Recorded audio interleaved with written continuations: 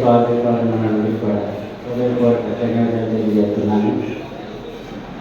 ఎన్నో సంవత్సరాల నుంచి ఇలాంటి కార్యక్రమాలు నిర్వహిస్తూ ఈ సంఘాన్ని ఎన్నో విధాలుగా బలోపేతానికి కృషి చేస్తున్న సానుభూయ రామారావు గారికి నా హృదయపూర్వక ధన్యవాదాలు తెలియజేస్తున్నాను.